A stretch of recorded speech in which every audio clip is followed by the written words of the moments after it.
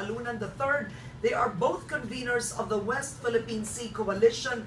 Welcome to Hot Copy, Sir Rafi. Thank you very much. Sir Roilo, I was going to call you Congressman. Let me just say Roilo. All right. Okay, let's start with this. We are submitting a memorial this March 30 or 31st. Is 30. this 30? Okay.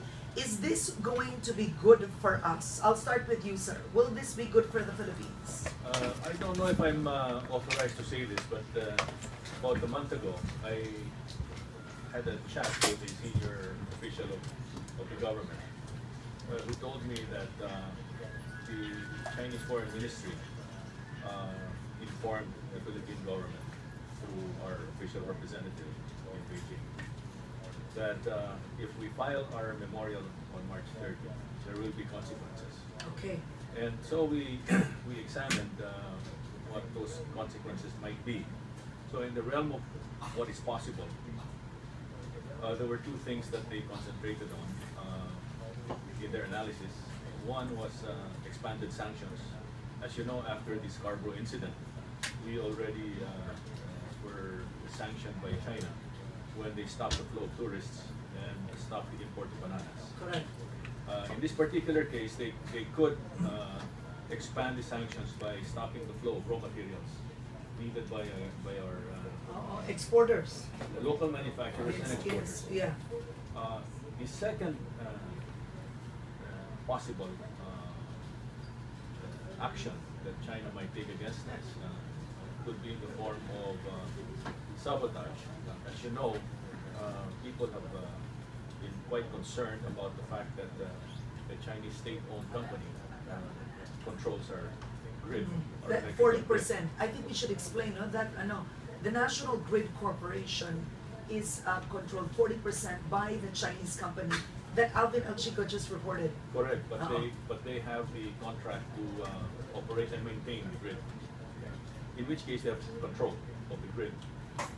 They may have 40% in terms of their investment, but in terms of control over the grid, they have operational and maintenance control. Okay. That's their responsibility. I was told that the grid could be shut down remotely. Oh, can they do that? That can be done remotely. So I was taken aback by that. And then there's also the possibility. Again, this is just in the realm of the possibility of what's possible.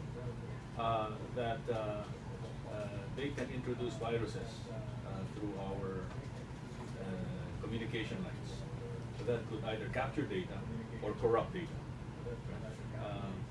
So the third aspect that wasn't discussed too much, but still falls within the realm of the possible, is that instead of walloping us in the West Philippine Sea and driving home their point, they could just fund our local rebels and make trouble and pin us down here.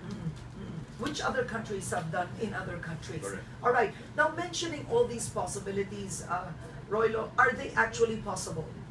Well, about a month ago, I came out in the papers also, and I said that the Chinese government is approaching this on a carrot and stick position. Yes, yeah.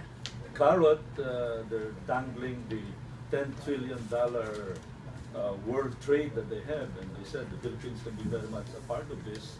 And the stick would be, of course, what had been mentioned already, exerting more pressure in the South China Sea area.